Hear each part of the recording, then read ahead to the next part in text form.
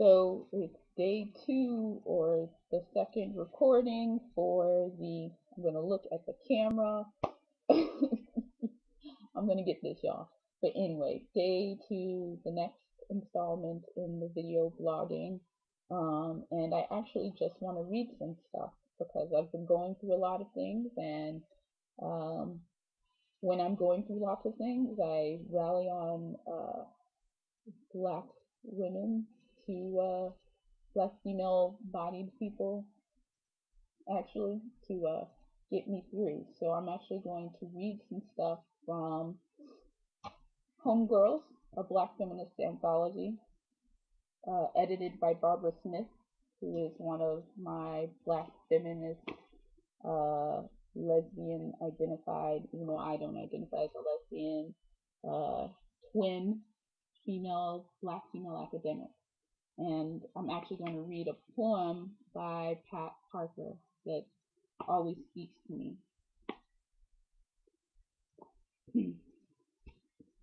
Where Will You Be? By Pat Parker. Boots are being polished, trumpeters clean their horns, chains and locks forged, the crusade has begun. Once again, flags of Christ are unfurled in the dawn, and cries of soul survivors sing apocalyptic on airwaves. Citizens, good citizens, all parade into voting booths, and in self-righteous sanctity axe away our right to life. I do not believe, as some, that the vote is an end. I fear even more it is just a beginning. So I must make assessment, look to you and ask, where will you be when they come? They will not come a mob rolling through the streets, but quickly and quietly move into our homes and remove the evil, the queerness, the faggotry, the perverseness from their midst. They will not come clothed in browns and in swastikas, or bearing chests heavy with gleaming crosses. The time and need for ruses are over. They will come in business suits to buy your home and bring bodies to fill your jobs. They will come in robes to rehabilitate and white coats to subjugate. And where will you be when they come? Where will we all be when they come? And they will come. They will come because we are defined as opposite, as perverse, and we are perverse. Every time we watched a queer hassled in the street and said nothing, it was an act of perversion. Every time we lied about the boyfriend or girlfriend at coffee break, it was an act of perversion. Every time we heard, I don't mind gays, but why must they be blatant? And said nothing, it was an act of perversion. Every time we let a lesbian mother lose her child and did not fill the courtroom, it was an act of perversion. Every time we let straights make out in our bars while we couldn't touch because of laws, it was an act of perversion. Every time we put on the proper clothes to go to a family wedding and left our lovers at home, it was an act of perversion. Every time we heard, who I go to bed with is my personal choice. It's personal, not political. And said nothing, it was an act of perversion. Every time we let straight relatives bury our dead and push our lovers away, it was an act of perversion. And they will come. They will come for the purpose. And it won't matter if you're homosexual, not faggot, lesbian, not a dyke, gay, not queer.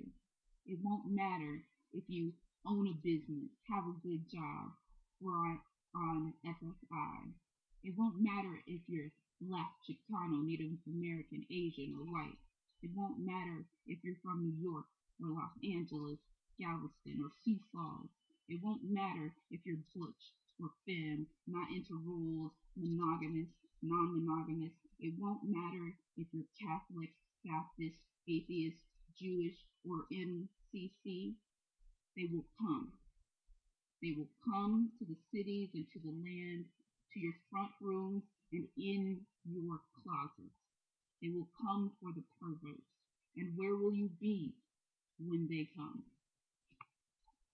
So that was Pat Parker in Homegirls, a Black Feminist Anthology, edited by Barbara Smith. And this is artwork, actually. Okay, so the book is also called Homegirls, but Homegirls Make Some Noise, a hip-hop feminist anthology. And the text that I want to go over is actually a piece of artwork. Oh, wait, camera, there you go. All right, this piece of artwork. Let me show you for a second so you can definitely picture it. And the artwork is by Favianna Rodriquez. Pardon me, Favianna, if I am mispronouncing your name. But she writes an artist statement about what the artwork means. This piece represents three powerful women in different stages of their lives. The woman on the far left has not learned how to trust herself.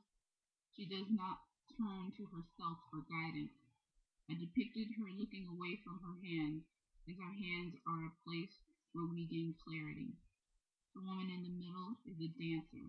She is balancing two dualities of her life. On one hand, she has the fire, the intensity of her life. On the other side, she has the peaceful, represented by a circle. The circle to me represents life and wholeness. The dancer in the center of the piece, balancing the two energies. The dancer is in the center of the piece, balancing the two energies. And finally, on the far right, you have the wise woman, the woman who trusts her mind and her spirit and looks to herself for direction. She is represented in this piece as looking to her hands. Her hands emit energy and light. And just one more time, this is the photo of what she's describing.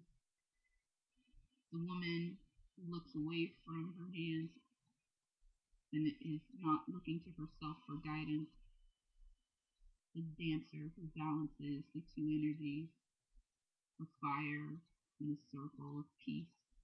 And the wise woman who looks into herself for knowledge and power. I love this piece of art. So yeah, this is going to be the end of this post. And I'm going to come back later and do a post looking at the camera. I'm going to come back later and do a post on the top 10 rules for a Black woman surviving in academia. All right, have a good day.